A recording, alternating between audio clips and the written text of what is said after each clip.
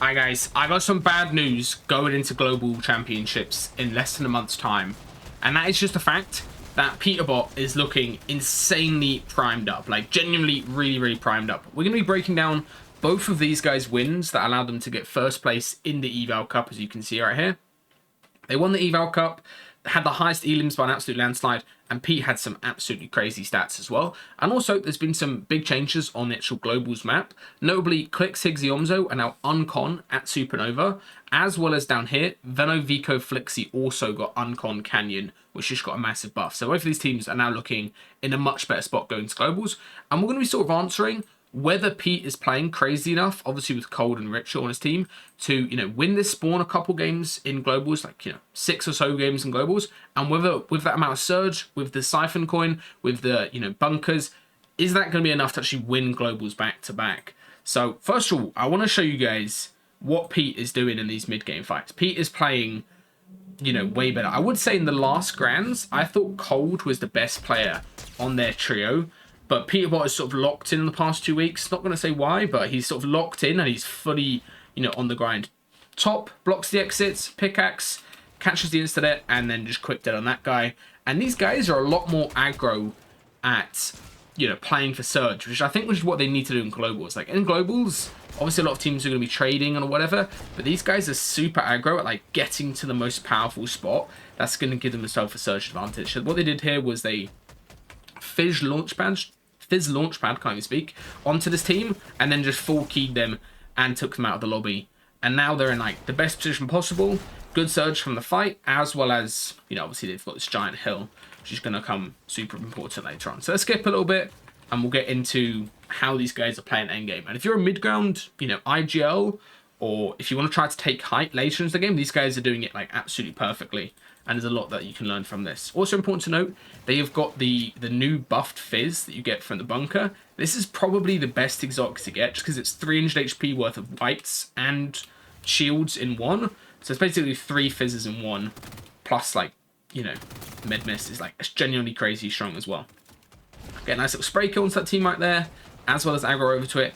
And one thing I noticed with them is they're not afraid to like use mats, either in a fight or when it actually comes to getting refreshes. Like, they're very good at just making space to get refreshes, which is what we'll see in a second here, as well as then using that refresh to go for height, like, straight afterwards.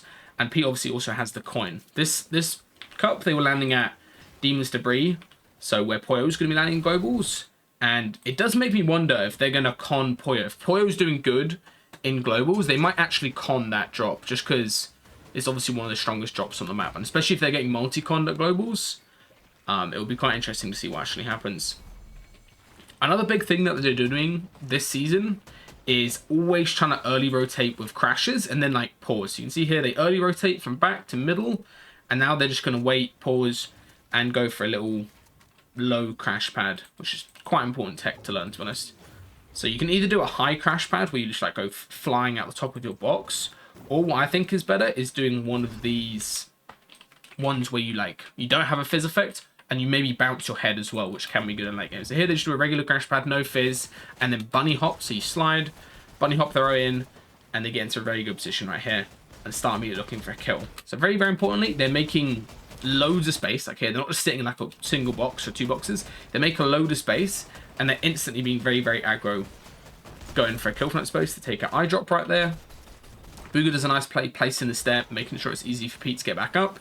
And now these guys are like completely stacked, going into moving zones, and they're literally so aggro and moving, which I think is going to be quite important. I think at Globals it's going to come down to which team gets the most kills. So obviously if you can get like a couple kills in endgame each game, that's going to make a big difference, since winning like a 3v3 fight at Globals is going to be quite tough. So here they do one of these low crashes I was talking about, where rather than doing an open cone edit, instead they do a cone like that and allows them to sort of bounce their head a little bit and also be protected as they hit the crash. They can't get beamed by that guy. And instantly make a 2x2, go really wide, because at the moment the Bug Blaster is super strong. So Booga's carrying the gold Bug Blaster, and this does 100 damage through walls, which is kind of crazy.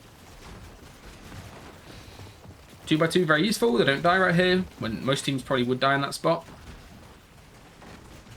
Now the lobby focus this season, especially the Bug Blasters, is like absolutely horrendous. It's not as bad as with the spy rifles, but it's still incredibly strong. So hopefully they nerf it. Pete spots a body, starts tarping towards it, trying to get a refresh right here.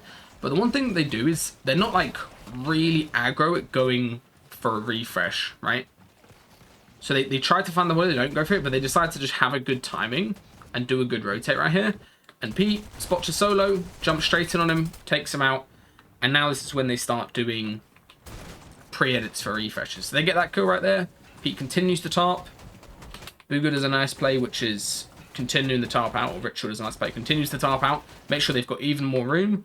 And then now, what I showed you in the intro, pre-edit, insta-wipe this duo. And I actually think this is like their main strength. One team that does that a lot as well is Malibu. He always does those pre-edit plays.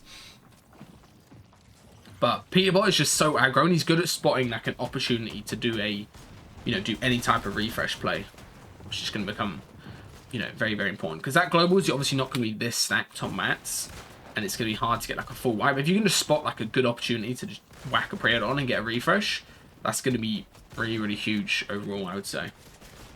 I don't know. That's my one concern. I had Poyo as my top pick in the last video, where I was explaining, that he's uncon, he's probably going to win just for being uncon. But like, if they're not being aggro going for kills, and Pete is going to have a massive advantage. Because now at this point, you can imagine, Poyo the jump coin being up on height. In this case, it's another globals team. It's pumped back a pars. The issue that this team has is they're way less mats than Peterbot, just because Pete's been like aggro refreshing on mid ground. So what does Pete do? He fizzes, uses the jump coin to get straight up.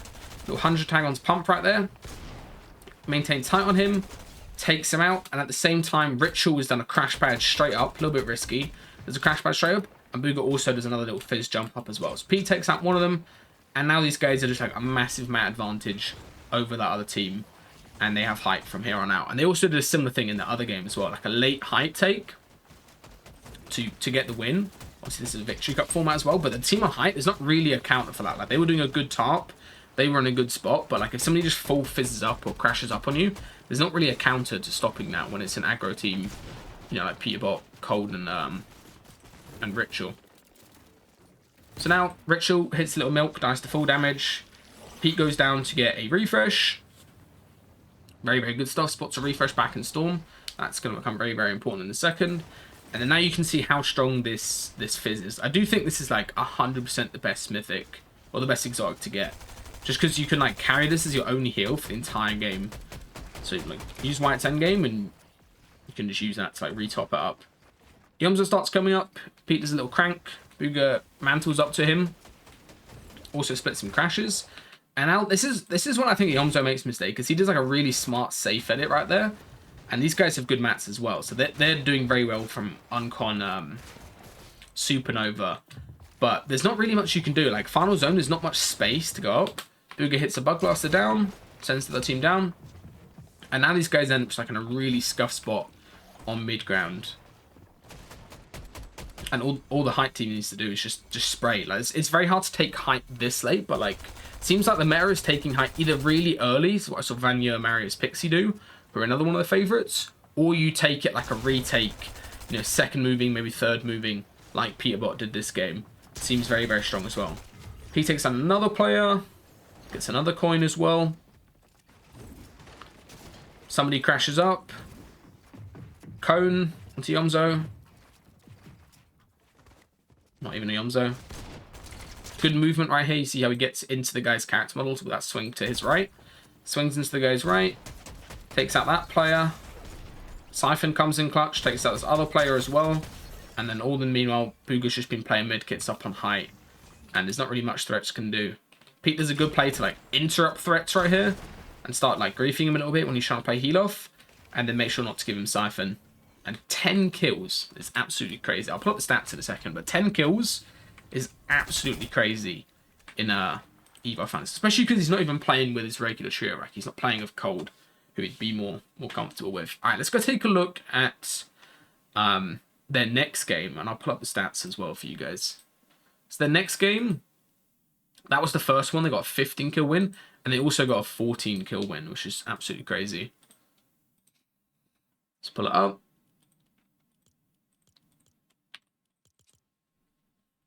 Let me know down in the comments who you guys think are the favorites now with this map change. I would say this map, it's not the craziest map change, but Clicks being Uncon is quite huge for them, as well as Venovico Flixie being Uncon. They have to be like in contention for top 5 with Uncon Canyon after the buff, I would say. Like, it's quite hard to not have them in your top 5. But I wonder what you guys think. Right. Let's go back to Pete. Where's he at? Getting the bunker. Yeah, I mean, just look at the loot he's getting as well. Getting the this mythic. So in the actual cup, they would be getting, you know, not the, if they were to kill the Ranger's Ruin, they'd get like not the best, the mythic sweeper shotgun. But then also just getting an exotic this season is unbelievably strong. Pete, let's take a little milk in a second though. I'll show you guys.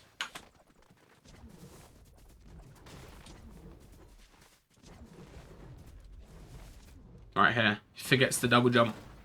Absolute milk. Let's get forward. I'll show you guys how they play positioning. So they go aggro for a kill during mid game. Quite easy to like catch somebody split this season just because of the all the different mobility items. Like if somebody split from the tree, you can just fizz crash on them, or so if somebody goes down to refarm, you can do the same thing as well. So they go aggro for a kill, and then they also play the partial zones really, really nicely. Let me pull up Pete's stats real quick. Everybody loves a good little stat check.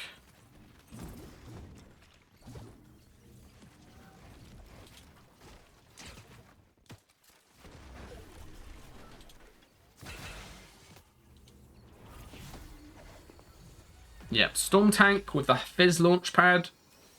And look where they go to. Old spot down here. Also, an important thing to note is the Med Mist.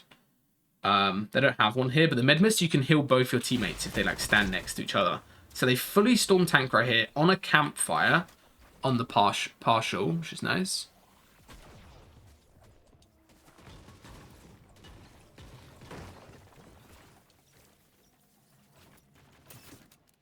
I've got Pete's stats.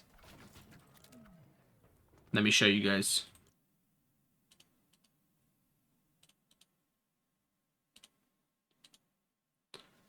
Oh my god. Only a 1.8 damage ratio. I expected higher, to be honest, but I guess it's finals. 22 elims, 20 assists, 5k damage, as well as the highest accuracy as well. Or just below Ritual. I do think, I know these guys are contested, but like just how well Ritual's playing, Cold was playing in last Grands, and how well Pete is playing now, just from this like couple cups that I've seen. I do think it's quite hard to count them out. Like a lot of people counted them out this season, where they said, oh yeah, Poyo's sort of a guaranteed win uncon at the POI. Especially when they sort of didn't do the best day one as well. But like, Peterbot is just the type of player where he can, you know, con a team very, very aggro. He can be like super, super aggressive at like, you know, making a play happen either off spawn, which could happen at Globals as well. He could con Poyo off spawn in a couple of the games, or maybe even on day 2. And also just mid game, like when they're all fighting properly together, they're like never going to be in a bad spot on Surge, where a lot of teams would struggle with fighting at Globals just because, you know, obviously it's so much more stacked. Here they do a nice play, which is just a regular crash pad. Fizz crash pad this season just sends you a little bit too high. So they just do a regular crash pad, go dead side again. So dead side 6th, 7th, and then now they're going to go for dead side 8th zone as well. To be in a really, really good spot. Little refarm. More beams from Peterbot. And then here you can see. So they're wrapping into the backside of zone, just based on how they've been playing all the previous zones as well. So they get into a really, really good spot here. Not the best mats, but all it takes is one refresh and they get cat mats like that. And also get another Bug Blaster. I don't know. I think that's going to get removed though. There's a couple things that need to be removed. So the Bug Blaster. There's loads of issues with crashing. So they delayed the FNCS Cup that was going to be on today. And obviously in ranked as well, like cars, shockwaves, and the Swarm Strike launch all need to be removed as well. Alright, let's watch how these guys play mid-ground this endgame. And then they also take height this endgame as well. Let's have a look. Another Fizz. Get hit by a Bug Blaster. But instantly does the 2x2. It's like their kind of go-to this season is just building a 2x2. Obviously, it's a lot of mats, but as long as you're all three together, it's normally worth the mat trade-off. Another pre-edit play didn't quite work. Zone pulls back. They tap Fizz, knowing it's kind of a bad spot to crash from.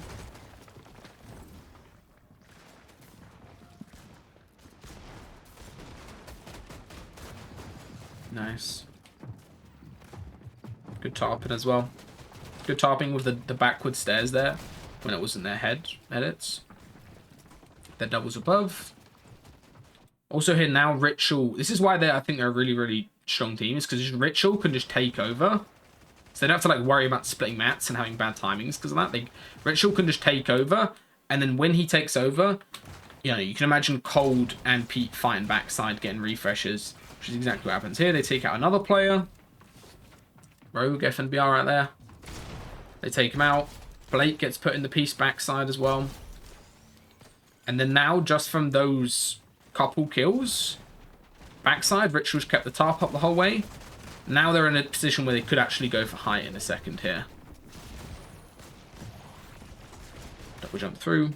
Also important to note is they obviously wouldn't have this AR in finals, but they would have the Siphon coin, which I would say is like arguably stronger. Just because you get, you know, bonus Siphon. Now they do their exact same strat. Is 2x2, front side, nice little storm tank right there to get around. Could also med miss your teammates right here. 2x2 front side, look up, Height's getting griefed. Somebody else is griefing Height. Pete does a very, very nice protected, that was a really nice bit of tech right. So there's a protected stair top, then turns the stair top into like a double or triple 90 up. And then now look, he's connected the whole way. He's held up by like a couple double ramps. He's actually connected by walls the whole way, like triple connected. And now he's like Angel in the guy backside, takes him out, goes over and gets the mats. Booga hits a little max damage onto his old duo threats right there. And Ritual also takes Height front side. That's a really nice Height take. Let me watch that back real quick. This season, it seems like Height is just winning like 9 out of 10 games. Like it's very hard to win a game from low ground. Especially like on a zone like this where there's so much weird terrain. Like it seems really, really challenging to win a game from low. So what does Ritual do here? And it's the cone, sprays, takes out one player. Pete does that crank that we were talking about. And the Booga also takes out threats at the same time. So they just took out like that entire team up on Height. Made them shambles. And then now, yeah, just literally another textbook Height game. Pete being super aggro, dropping and getting kills. Team cons them on Height, but that guy just milked.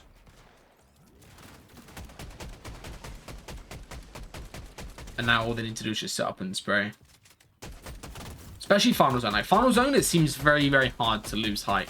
When you can like just tarp like this, like just a single tarp, double layered, rather than a wide tarp. The wide tarps seem a little bit grief. Nice that Ritual there, he's trying to do a throw to like grease somebody as they're tarping. So somebody tarps out and he throws that, it would like bounce them out into Storm. And they may be able to kill them. They fizz, go down. Ritual with the max. Double pump onto Bolts, who also plays double pump. Pete out takes another player out there.